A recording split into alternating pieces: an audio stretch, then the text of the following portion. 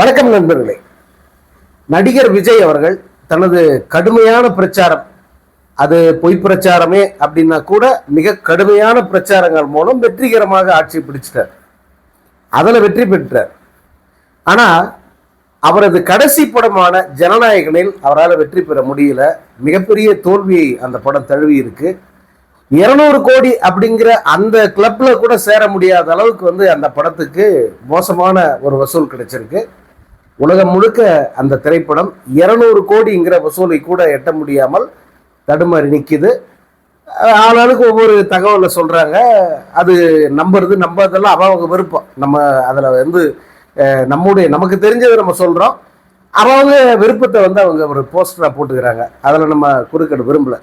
ஆனா ஏன் இந்த படம் இப்படி ஆயிடுச்சு, லீக் ஆயிடுச்சுங்கிறத விட்டுருங்க. லீக் ஆயிடுச்சுங்கிறது மட்டுமே ஒரு காரணம் இல்லை. முக்கியமா இந்த படம் நல்லா இல்லை. நல்லா இல்லாத எதையுமே ஒரு அளவுக்கு மேல ஒருத்தர்கிட்ட திணிக்க முடியாது. மக்கள் கிட்ட குறிப்பா அது திணிக்கவே முடியாது. இது நல்லா இல்லை அப்படிங்கிறதுடைய அந்த எஃபெக்ட் பொதுமக்கள், அதாவது ரசிகர்களை தாண்டி விரும்பி போய் பார்க்கணும், பொழுதுபோக்க என்ஜாய் பண்ணணும் அப்படின்னு நினைக்கிற பொதுமக்கள் இருக்காங்கல்ல, அவங்க மத்தியில் இந்த படம் எடுபடல. அவர்களுக்கு பார்க்க வேண்டும் என்ற ஆர்வத்தை தூண்டுகிற அளவுக்கு இந்த படம் இல்லை அப்படிங்கிறது தான் உண்மை. அதனுடைய விலை அது தோத்துருக்கு. வழக்கமா இந்த மாதிரி தோல்வி படங்கள் விஜய்க்கு அமைஞ்சா கூட அதை அவங்க தோல்வின்னு ஒத்துக்க மாட்டாங்க. மிகப்பெரிய வெற்றியாக சித்தரிப்பதில் ஆர்வம் காட்டுவாங்க. அதாவது அபிஷியலாவே ஆர்வம் காட்டுவாங்க. இந்த முறை என்ன நடந்ததுன்னா, அபிஷியலா அந்த ஆர்வத்தை அவர்கள் காட்டல. அபிஷியலா எதையும் அவங்க செய்யாம அப்படி ஒதுங்கி நின்று அவங்க பார்த்துக்கிட்டு இருக்காங்க. காரணம் என்னன்னா, இதுக்கு முன்ன விஜய்க்கு ஒரு அவசியம் இருந்தது. ஒண்ணு, ரஜினிகாந்துடைய சாதனையை நான் முறியடிச்சுட்டேன், அவரை தாண்டிய ஒரு நிலைக்கு நான் வந்துட்டேன் அப்படின்னு அவர் எஸ்டாப்ளிஷ் பண்ண விரும்பினார். நான் முன்னே சொன்னேன், அது தப்பு இல்லை.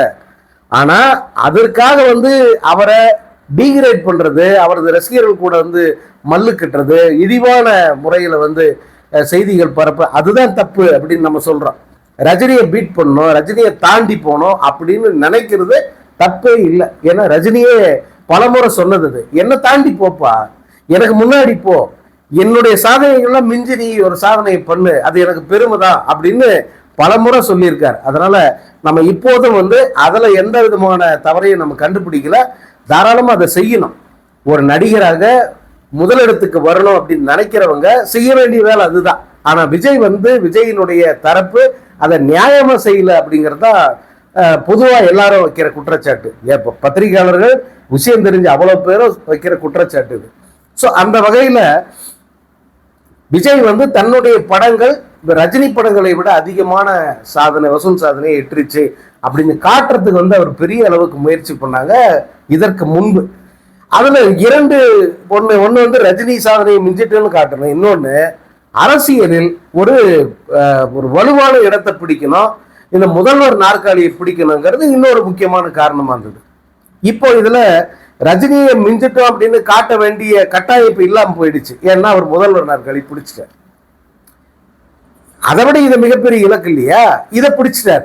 அதனால சரி, இப்போ நம்ம இந்த வடை சொல்றது அல்லது போஸ்டர் அடிக்கிறது அல்லது பொய்யான தகவல்களை டூல் கிட்ட மாத்தி எல்லாருக்கிட்டையும் கொடுத்து பரப்பி எல்லாரையும் அதை நம்ப வைக்கிறது, இதை அவர்கள் அபிஷியலா செய்யறத நிப்பாட்டி இருக்காங்க. அதுதான் இப்போ ஜனநாயகன் ஏன் இன்னும் 200 கோடியை கூட 200 கோடி தாண்டிடுச்சு, 250 கோடி வசூல், 300 கோடி வசூல் அப்படியெல்லாம் அவங்க வழக்கமா போஸ்டர் அடிச்சு விட்டு இருப்பாங்கல்ல. இல்லைன்னா இந்த முறை அதற்கான அவசியம் இல்லாமல் போயிடுச்சு. பரவாயில்லது, ஓடுற வரைக்கும் ஓட்டோம், ஓடனாலே ஒரு பிரச்சனையும் இல்லை. இப்போ ஜனநாயகன் சரியா ஓடலை, படம் அட்ர ஃபிளாப்பு, காரி துப்புறாங்க எல்லாரும், இந்த படத்தை பொதுமக்கள் டோட்டலாக ரிஜெக்ட் பண்ணிட்டாங்க அப்படிங்கிறதுனால விஜய்க்கு இப்போ அவர் உட்கார்ந்து இருக்கிற நாற்காலி பறி போயிட போதா, இந்த பதவி போயிட போதா, அல்லது விஜய்க்கான அந்த முக்கியத்துவங்கிறது குறைஞ்சிட போதா? எப்படி இருந்தாலும் அவர் தமிழ்நாட்டின் முதலமைச்சர், முதல்வர் விஜய் அப்படின்னு தான் குறிப்பிட போறாங்க. எங்கு போனாலும் அவருக்கான முக்கியத்துவமும் மரியாதையும் அது இருக்கதான் போது, யாரும் அதை குறைச்சிட போறதில்ல. அப்படின்னும் போது இதை ஏன் தேவையில்லாம பெருசா நம்ம கேம்பெயின் பண்ணணும் அப்படின்னு சொல்லிட்டு இந்த பிரச்சாரத்தை அவர்கள் கைவிட்டுட்டாங்க அப்படின்னு தான் நமக்கு தோணுது. ஏன்னா இல்லைன்னா படம் ரிலீஸ் ஆகி ஒரு வாரம் ஆயிடுச்சு. இந்த ஒரு வாரத்துல வந்து அவங்க என்னென்ன வேலைகள்லாம் செஞ்சிருப்பாங்க அப்படின்னு யோசிச்சு பாருங்க. முதல் நாளே வந்து 200 கோடி வசூல்னு போட்டிருப்பாங்க. முதல் வார இறுதியில் வந்து 500 கோடி தாண்டிடுச்சுன்னு போட்டிருப்பாங்க.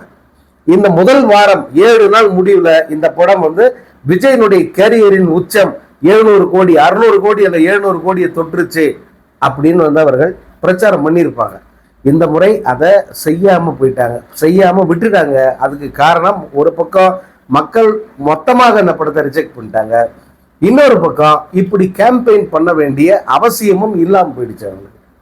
இதுதான் இப்போ இந்த படத்தோட ஸ்டேட்டஸ் என்னன்றத நம்ம சொல்லணும்னு அவசியம் இல்லை, உங்க எல்லாருக்கும் தெரியும். எல்லா விவரங்களும் வெட்ட வெளியிலேயே இருக்கு. படம் கிட்டத்தட்ட புதைச்சிட்டாங்க, ஜனநாயகனை புதைச்சிட்டாங்க.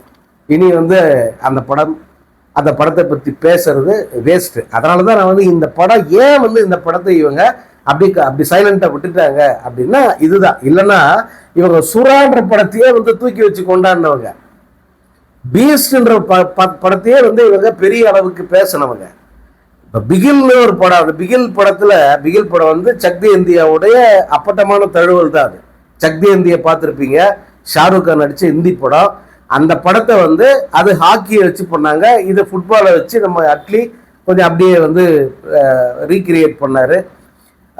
ஆனா அந்த காட்சிகள் அப்படியே இருக்கு. அதுல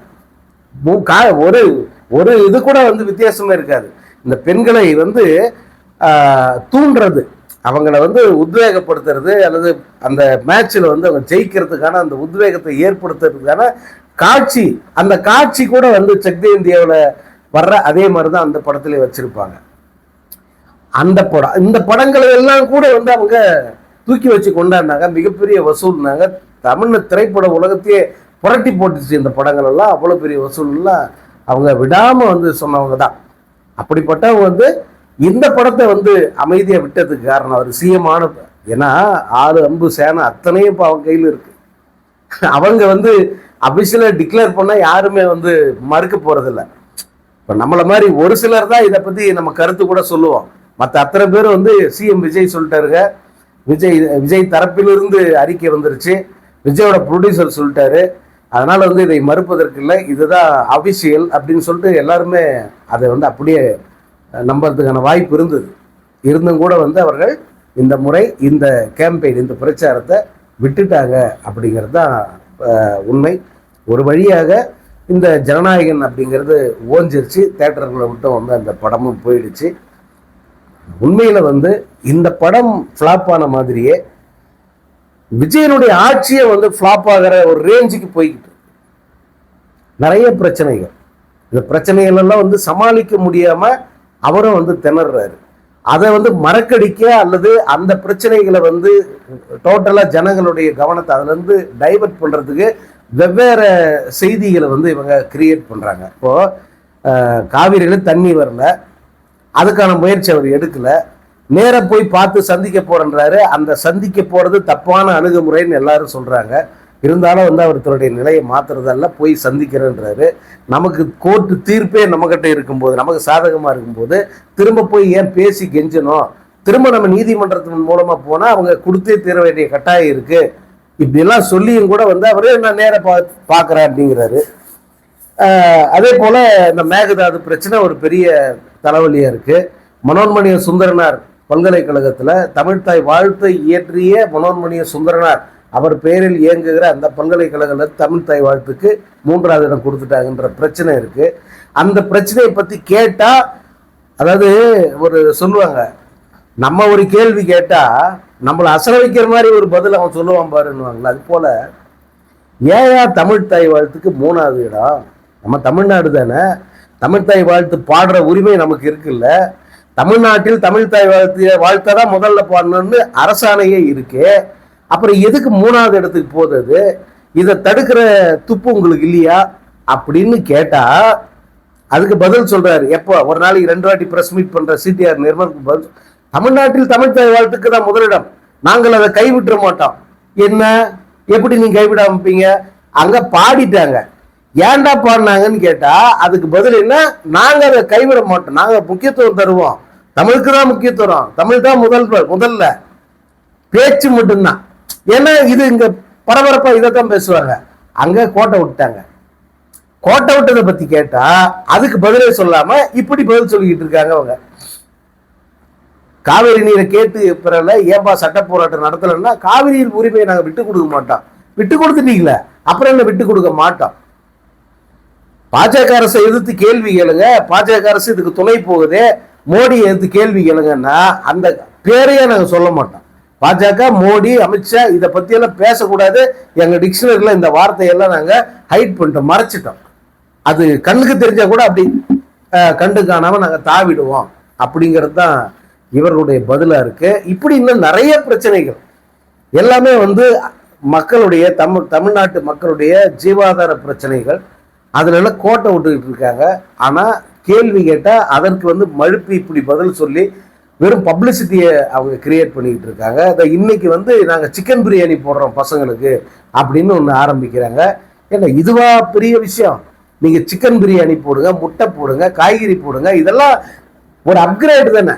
சாப்பாடு போடுறதுல ஒரு வேரியேஷன், ஒரு வெரைட்டி. ஹாஸ்டல்ல சாப்பாடு போடுறாங்க, வாரம் பூரா போடுறாங்க, ஒரு நாள் 2 நாள் நான்வெஜ் போடுறாங்க.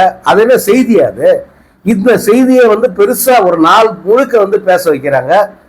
அதனுடைய அது எதுக்காகன்னு சொன்னா இந்த முக்கியமான பிரச்சனைகள்ல இருந்து டைவர்ட் பண்றதுக்காக.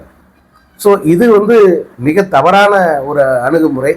விஜய் உண்மையிலேயே மக்கள் மேல அக்கறையோட சரி, அவர் ஏதோ ஒரு குருட்டாம்போக்கில் ஆட்சிக்கு வந்துட்டா கூட ஆட்சி கைக்கு வந்துருச்சு. நீங்க சொல்ற வார்த்தையா சொல்றீங்கல்ல, மக்கள் மேல எனக்கு இப்படி அக்கறை இருக்கு, நான் விட்டு கொடுத்துட மாட்டேன், உங்க அண்ணன், உங்க தம்பி, உங்க மகன், உங்க பேர, இந்த விஜய் நான் உங்களுக்காக நிற்பேன், உங்களுக்காக போராடுவேன்னு சொல்றீங்கல்ல, போய் போராடுங்களேன் சார். என்ன தலையை சீவிட போறாங்களா? மத்திய அரசு கூட முட்டி மோதி நம்ம உரிமைகள் எல்லாம் கேட்டு பெறுங்க. காவிரி வறண்டு போயிட போகுது, நிரந்தரமா தண்ணி இல்லாமல் போயிட போகுது. தஞ்சாவூருங்கிற அந்த டெல்டா பிரதேசமே பாலைவனமா போயிடுச்சுன்னு காட்டுறான். உண்மையில வயிறெல்லாம் பத்திக்கிட்டு ஏறிது. 5000 ஏக்கர் ஒரு இடத்த காமிச்சாங்க இன்னைக்கு. 5000 ஏக்கர் புல் பூண்டு ஒன்றும் கிடையாது, அப்படியே பாலைவனம் மாதிரியே இருக்க பார்க்கறதுக்கு. எங்கன்னு கேட்டா கல்லணைக்கு பக்கத்துல தஞ்சாவூருன்றாங்க. எவ்வளவு வைத்தறிச்சுன்னா இருக்கும். எப்பேற்பட்ட ஒரு பூமி அது. 5 வருஷம் சார், விஜய் சார் 5 வருஷம் தொடர்ந்து காவிரியில தண்ணி வர வச்சார். மு.க. ஸ்டாலின் முதல்வராக இருந்தா 5 ஆண்டு காலமும் தவறாமல் மேட்டூர் அணையை கரெக்டா ஜூன் 12 அந்த காலம், அந்த மணி, அந்த கடிகாரம் சுத்துறது நின்னாலே நிக்குமே தவிர அந்த 12 தண்ணீர் திறப்புங்கிறது நிக்காது அப்படின்னு மக்களுக்கு, விவசாயிகளுக்கு உறுதி கொடுத்து 12 காவிரி அந்த மேட்டூர் அணையை திறந்து வச்சார்.